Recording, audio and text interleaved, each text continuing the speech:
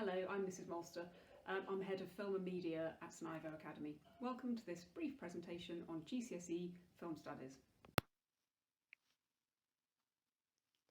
So Film Studies is one of the courses that we run as part of the Film and Media Department at the St Ivo Academy.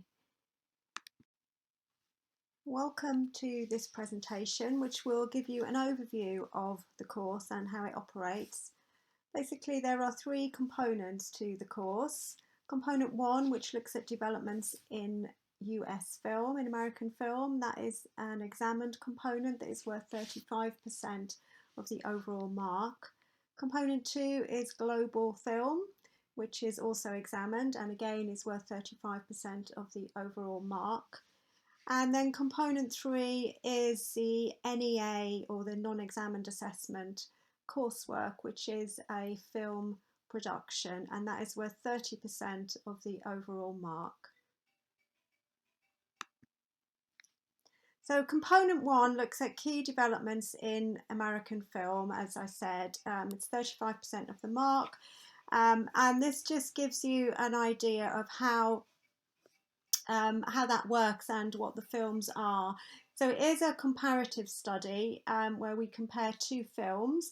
The exam board has set a range of films for us to look at, and the ones that we have done for the last couple of years have been Rebel Without a Cause and Ferris Bueller's Day Off. So we've done both of those films, so Rebel Without a Cause, which was made in the 1950s, and Ferris Bueller's Day Off, which was made in the 1980s. So comparing those films and looking at how they work as a genre film. So they're both examples of teen movies, the ones that we study, how it works in terms of the narrative, and also the context. So we look at the context in which those films were made, look at what was happening in the 1950s and in the 1980s.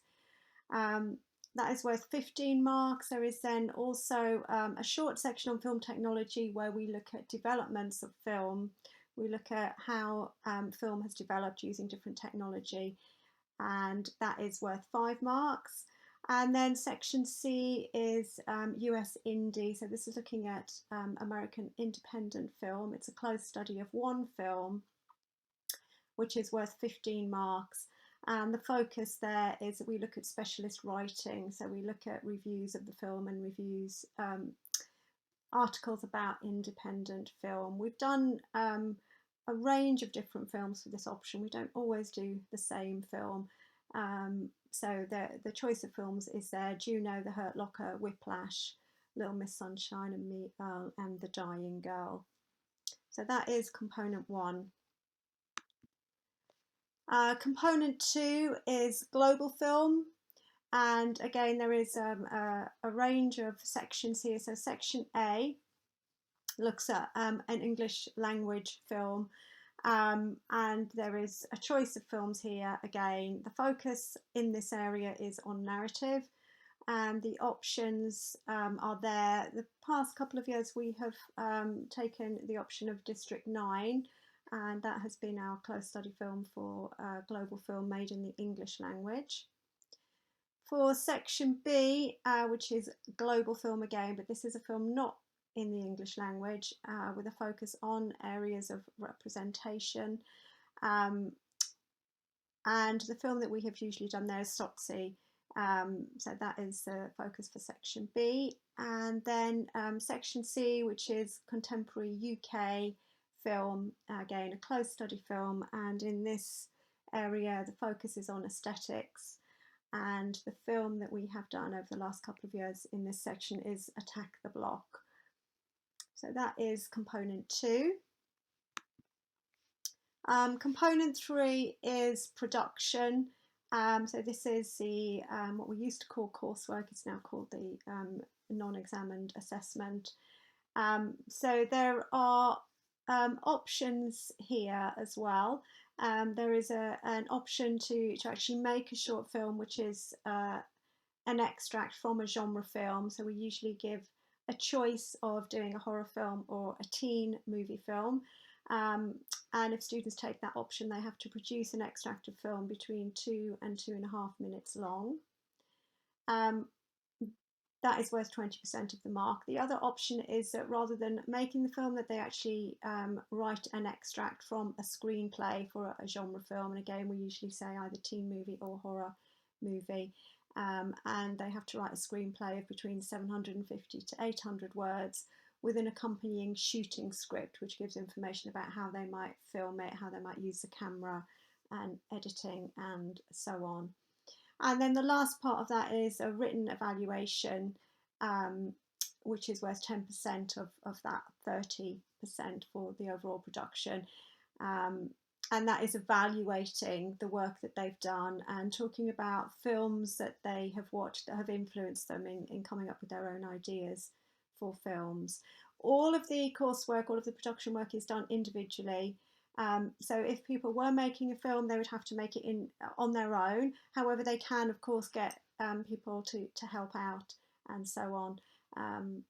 But everyone has to submit their own piece of production work. The exam board does set the production brief, including the genres that are available, and the brief changes every 3 years. So that is the production work. This slide just shows you some screenshots taken from some of the films that students have made with us over the last couple of years. So there's just a range of things here where students have done their own films. So what's film studies like? It's fun, it's active, it's practical. We try and do a lot of little practical tasks building up to doing the coursework. Although it might be a new subject for people to choose, it's something that is actually familiar to everybody because everybody watches films, and in lots of ways everyone is already kind of an expert in films. So even though it might be a new subject, it's something that you're already familiar with.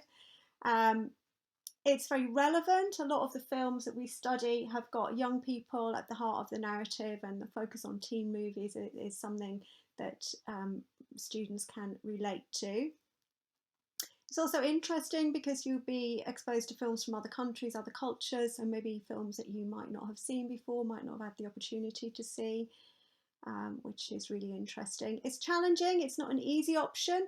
It's not like we just sit there and watch films all the time, but it's rewarding, it's satisfying, and it can also be quite philosophical, and any of you who've seen Ferris Bueller's Day Off may know what that relates to. And then what skills do I need? You need analytical skills. So you will read films in the same way that you would read a novel or a play or a poem in English. So you'll be applying the same kind of skills. You'll be analysing characters, analysing narrative, genre, conventions, and film language. So obviously we're focusing a lot on the visual aspect of film, and you'll be learning a whole new kind of set of vocabulary in terms of film language that you will use when you're talking and when you're writing about film. So you need to have good kind of written skills and good analytical skills to be able to do that. You need to be quite creative because you're going to have to come up with ideas for your own film. So you'll be devising and planning your own sequence. So you need to have lots of ideas. And also you need to be happy to use your practical skills because you will be filming and editing your own film sequence using iMovie software. So in terms of the future, how will it benefit you? You can go on to study film with us at A-level. So we do offer A-level film studies at the St Ivo, and you could go on to study as an undergraduate. We have a lot of our ex-students who do go on to study film at university. Film studies is an academic subject. It's offered at most universities, including Cambridge, and it really complements other subjects like English literature, for example, history, art, and you will develop a whole range of skills: literacy skills, communication skills, analytical, production, IT, and other skills that are transferable into other areas.